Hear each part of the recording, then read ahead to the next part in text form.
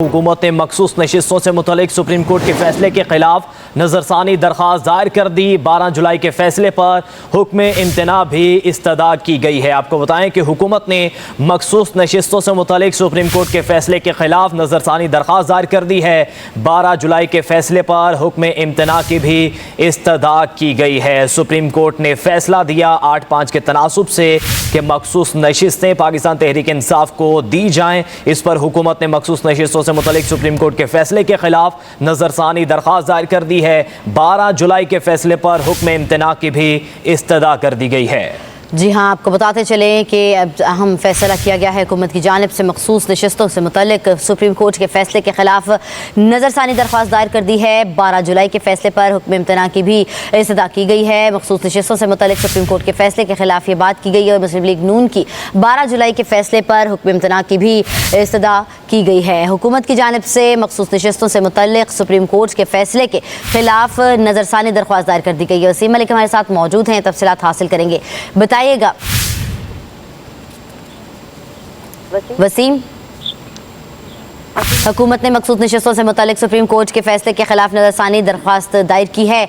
12 जुलाई के फैसले पर हुक्म इम्तना की भी इस्तदा की गई है और मखसूस नशिस्तों से मुतल्लिक सुप्रीम कोर्ट के फैसले के खिलाफ ये नज़रसानी दरख्वास्त है जो कि दायर की गई है। 12 जुलाई के फैसले पर हुक्म इम्तना की भी इस्तदा कर दी गई है। हुकूमत ने मखसूस नशिस्तों से मुतल्लिक सुप्रीम कोर्ट के फैसले के खिलाफ नज़रसानी दरख्वास्त दायर की है। मज़ीद तफसीलात हासिल करते हैं, हमारे साथ मौजूद हैं वसीम मलिक। वसीम, बताइएगा। देखिए, बिल्कुल सुप्रीम कोर्ट ऑफ पाकिस्तान के 12 जुलाई का वो फैसला जिसमें ये मखसूस नशिस्तें जो हैं वो पाकिस्तान तहरीक इंसाफ को देने का फैसला किया गया था, उस पर एक बड़ी डेवलपमेंट इस सूरत में सामने आई कि मुस्लिम लीग नून की जानिब से नजरसानी दरख्वास्त दायर कर दी गई है सुप्रीम कोर्ट के फैसले के खिलाफ। और नजरसानी दरख्वास्त में इस्तदा की गई है कि जो सुप्रीम कोर्ट ऑफ पाकिस्तान का 12 जुलाई का फैसला है उस पर हुक्म इम्तना जारी किया जाए। सुप्रीम कोर्ट 12 जुलाई के फैसले को वापस ले और जब तक इस केस का कोई हतमी फैसला इस केस की नजरसानी दरख्वास्त की जो समात है वो मुकम्मल नहीं होती, तब तक सुप्रीम कोर्ट ऑफ पाकिस्तान के 12 जुलाई पर हुक्म इम्तना जारी किया जाए। जी अच्छा वसीम, ये बताइएगा कि दरख्वास्त में लिखा तो गया है कि मखसूस नशिस्तों से मुतल्लिक जो है वो नज़रसानी की अपील दायर की गई। क्या लगता है कि कानूनी माहिरीन इस हवाले से क्या कहते हैं? अगर दोबारा अपील दायर की गई है तो वो किस हद तक जो है वो हुकूमत के हक़ में मौसर साबित होगी? देखिए, कानूनी माहिरीन का इस हवाले से यही समझना है कि अभी सुप्रीम कोर्ट ने 12 जुलाई के रोज़ एक मुख्तसर तहरीरी हुक्मनामा जारी किया था। सुप्रीम कोर्ट ऑफ पाकिस्तान के फुल कोर्ट का जो 8 जजेस के मुश्तमिल एक अक्सरियती फैसला था उसका तफसीली हुक्मनामा अभी जारी होना बाकी है। और जब तक तफसीली हुक्मनामा जारी नहीं होता हम देखते हैं कि इस तरह के अदालती रूटीन के केसेज में नजरसानी दरख्वास्त दायर नहीं की जाती, चूँकि एक इंतहाई अहमियत का हामिल मुकदमा है। इस पर अब नजरसानी दरख्वास्त दायर कर दी गई है, मगर इस हवाले से ये भी याद रखना चाहिए कि सुप्रीम कोर्ट ऑफ पाकिस्तान इस वक्त मौसम गर्मा की तातीलात पर है। सुप्रीम कोर्ट ऑफ पाकिस्तान के तमाम जजेस इस वक्त सुप्रीम कोर्ट की प्रिंसिपल सीट इस्लामाबाद में मौजूद नहीं है और नजरसानी के लिए ज़रूरी है कि जो 13 रुकनी फुल कोर्ट ने इस मुकदमे पर फैसला दिया था वो 13 रुकनी फुल कोर्ट ही बैठकर इस पर नजरसानी की दरख्वास्त जो है वो सुनेगी। तो इस हवाले से अब देखना यह है कि सुप्रीम कोर्ट ऑफ पाकिस्तान जो है वो इस हवाले से क्या फैसला करती है। दरख्वास्त पर कोई नंबर लगाया जाता है या दरख्वास्त जो है वो समाअत के लिए मुकर्रर की जाती है, तो ये कहना भी कबल अज़ वक्त है। बहरहाल देखना होगा कि सुप्रीम कोर्ट ऑफ पाकिस्तान इस हवाले से इस पर क्या रिस्पांस देगी। जी अच्छा वसीम, बताइएगा अमूमी तौर पर अगर इस तरह की कोई दरख्वास्तें दायर की जाती हैं तो उनको नंबर जिस तरह आपसे कहा है कि पहले भी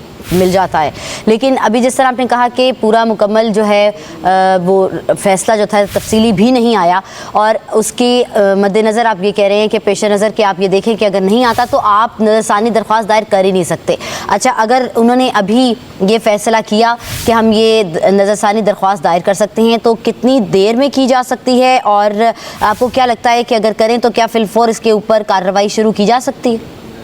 आईनी और कानूनी तौर पर तो इस हवाले से कोई कदगन नहीं है कि नजरसानी जो दरख्वास्त है वो कब दायर की जा सकती है, मगर जो सुप्रीम कोर्ट का तफसीली हुक्मनामा जारी होगा तो उसमें मुख्तसर हुक्मनामे के जो वजूहात हैं, जो ग्राउंड्स हैं, उस हवाले से सुप्रीम कोर्ट ऑफ पाकिस्तान लिखेगी। जो मुख्तसर हुक्मनामा जारी किया गया है वो ऑर्डर ऑफ द कोर्ट था, तो अब बज़ाहिर ये देखना ज़रूरी है कि सुप्रीम कोर्ट अपने तफसीली हुक्मनामे में अपने मुख्तसर हुक्मनामे की वजूहात क्या लिखती है। अब ये जो दरख्वास्त दायर की गई है तो नजरसानी दरख्वास्त में वफाकी हुकूमत को ये बताना होगा सुप्रीम कोर्ट ऑफ पाकिस्तान के 13 रुकनी फुल कोर्ट के सामने ये मुकदमा रखना होगा कि उनके फैसले में गलती क्या है। और दूसरी जो सबसे अहम बात वो ये भी है, क्योंकि ये पेशावर हाई कोर्ट के फैसले के खिलाफ आइन के आर्टिकल 185(3) की दरखास्त थी, एपलेट जुरिसडिक्शन में जो सुन्नी इत्तेहाद कौंसिल सुप्रीम कोर्ट में आई थी, तो इस पर रिव्यू होगा, नजरसानी होगी, और जो नजरसानी का स्कोप है वो बड़ा लिमिटेड होता है, वो वसी नहीं होता। जैसा कि आइन के आर्टिकल 184(3) में